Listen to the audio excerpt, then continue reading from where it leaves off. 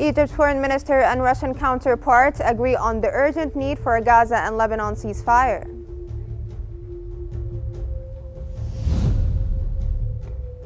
Egypt and the European Union Special Representative for the Horn of Africa discussed the situation in Sudan.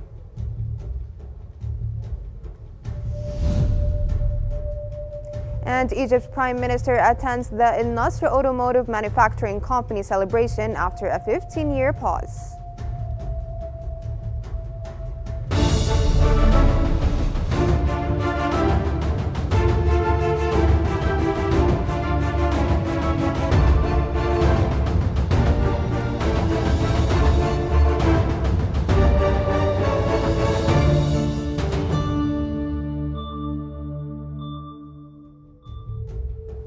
You're watching the latest updates from Egypt on Qnews. Let's move on to the latest developments.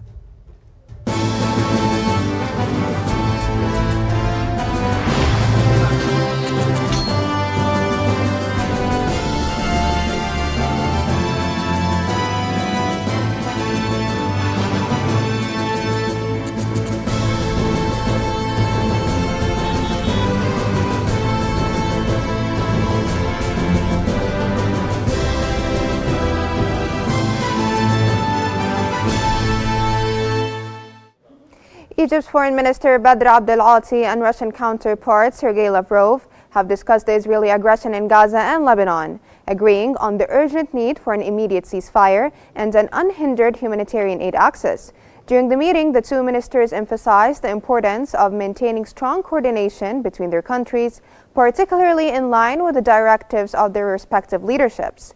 They also highlighted the significance of President Abdel Fattah al-Sisi's participation in the recent BRICS summit in Kazan, underscoring the growing collaboration between Egypt and Russia.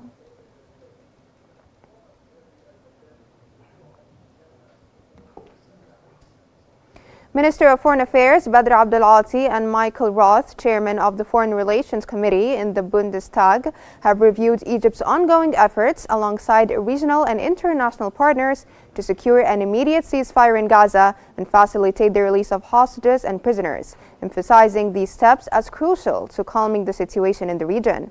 Minister Abdel-Ati also stressed the urgent need to double the international humanitarian response to the dire situation in Gaza, highlighting the catastrophic conditions Palestinians are facing due to the Israeli occupation army's serious violations of international and humanitarian law, as well as the obstruction of humanitarian aid access.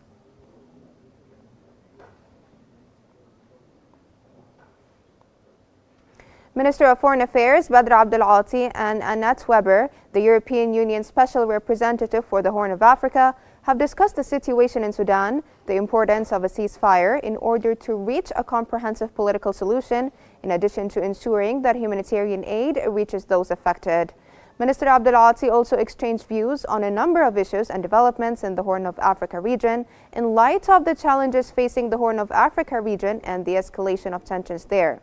In addition to addressing the situation in Somalia and pointing to the importance of concerted international efforts to support the Somali government in achieving security, combating terrorism, and enforcing the state's sovereignty over its territory.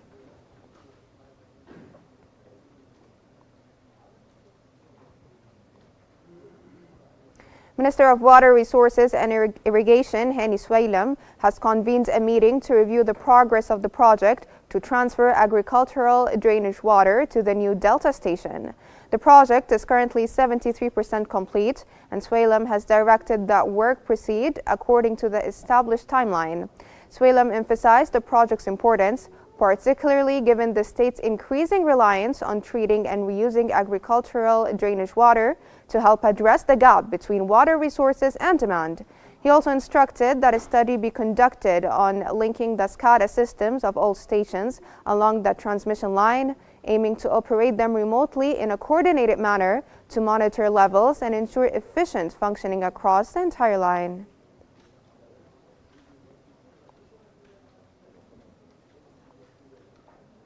Egypt's Prime Minister Mustafa Madbouli has attended the Al Nasr Automotive Manufacturing event, celebrating the resumption of production lines at the bus factory after a 15-year hiatus.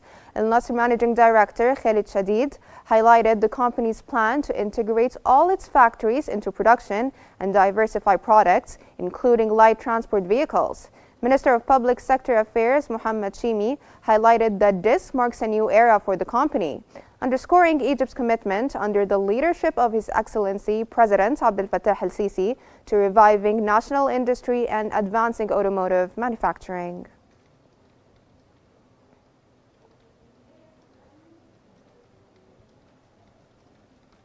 Egypt's Prime Minister Mustafa Madbouli has highlighted Al Nasr Automotive Manufacturing Company's potential to establish a complete industry locally, supporting Egypt's automotive sector expansion. Prime Minister Madbouli emphasized raising the local component in buses from 50% to 70% and beyond, leveraging Egypt's resources to create a comprehensive supply chain for factories, including producing chassis, panels, upholstery, and engines. He also stressed the importance of electric vehicles, calling for a dedicated electric battery factory to support the country's ambitions in advancing vehicle manufacturing and sustainability efforts.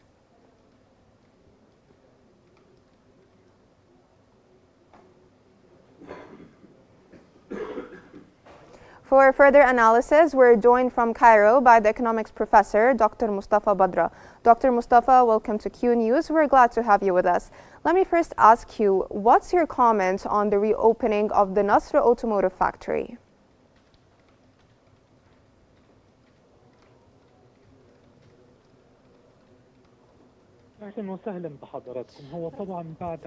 Greetings, everybody. After a 15-year pause, this is the inauguration of the Nasr Automotive Manufacturing Factory. It represents a critical juncture that helps localize automotive industry. This, in fact, is consistent with the national state strategy of Egypt for localizing a lot of industries, and we know that the Egyptian state incubates a lot of industries, whether in the private sector or the public sector. We can see how the Egyptian state right now is prioritizing an automotive industry, which is manufacturing vehicles and buses. In fact, it's true that it is a business, a public business sector factory, but in fact it is going to represent a critical juncture in the industry of the local industry of automotive. In fact, there is a high local component percentage that can amount to 40% in these industry operations, and around one bus is going to be manufactured on a daily basis, and we are certain that more automotive products are going to be produced in the coming year, including different models of vehicles and buses. And Lieutenant General, Minister of Industry and Deputy Prime Minister for Development and Industry, in fact, witnessed the inauguration, and this is, as I said, a critical juncture. Now, looking ahead, will the Nasr factory become like a heavy cornerstone in the heavy industry?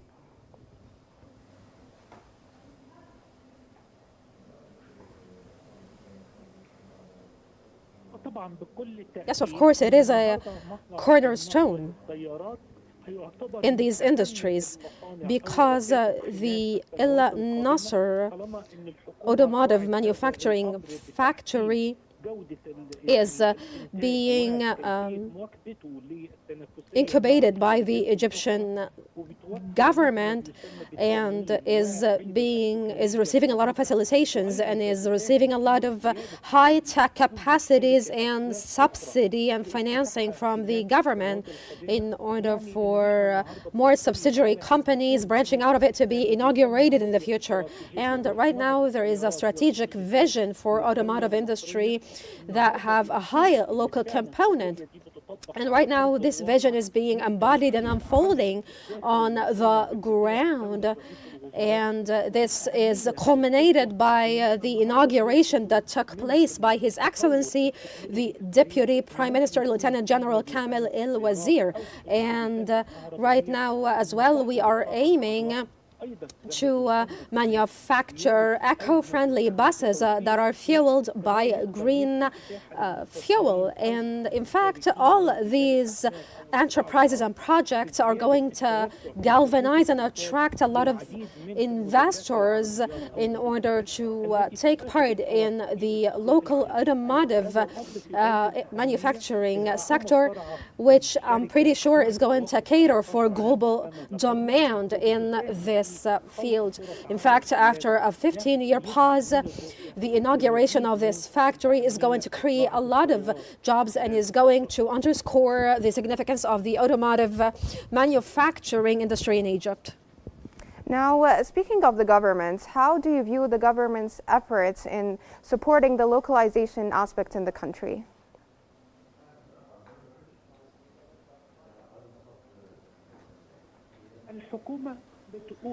In fact, the government has recently laid out a national strategy for the localization of automotive industries completely in Egypt. And Lieutenant General Kamel El-Wazir, the Deputy Prime Minister of Egypt, holds weekly meetings with a lot of investors in order to facilitate the way for them to localize these industries in Egypt. They are not limiting. In fact, these meetings don't just tackle one industry, but a multitude of industries and sectors. And right now, in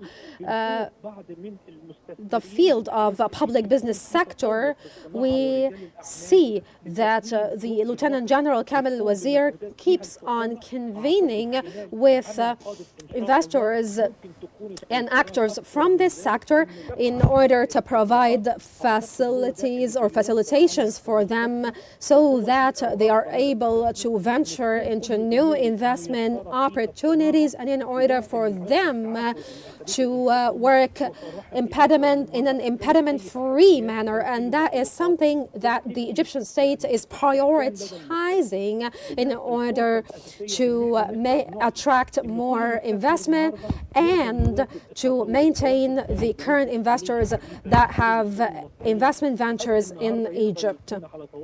And right now, the investors are actually enjoying the nearly bureaucracy-free environment for investment. That was the economics professor, Dr. Mustafa Badra. Thank you so much for your insights. Now back to our bulletin. Minister of Finance, Ahmed Kujuk, has stressed the urgent need for international collaboration and sustainable financing to tackle the global climate crisis.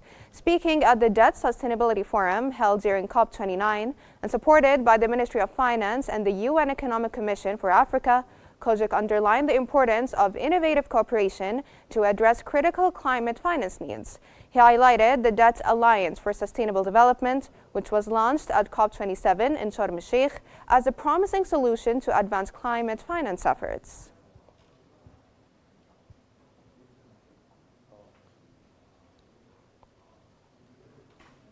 Portside for Engineering Works, a subsidiary of the Suez Canal Authority, has announced plans to build an $80 million aluminum foil factory in the Suez Canal Economic Zone. The project will be developed in partnership with an undisclosed Chinese investor. The factory will initially produce 60,000 tons of aluminum foil annually, with plans to increase production to 100,000 tons by the end of its first operational year. The new facility aims to meet Egypt's growing demand for aluminum foil, which is valued between $120 million and $140 million annually, according to the Ministry of Industry.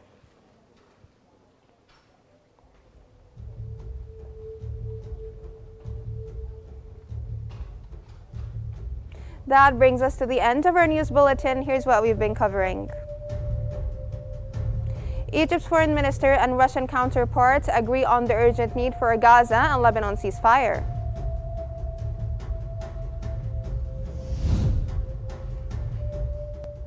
Egypt and the European Union Special Representative for the Horn of Africa discussed the situation in Sudan.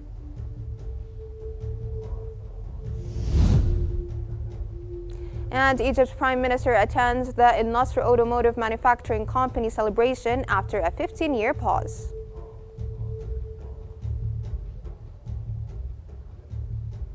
That's all for now. Remember to stay updated by following Q News for the latest developments, and thank you so much for watching.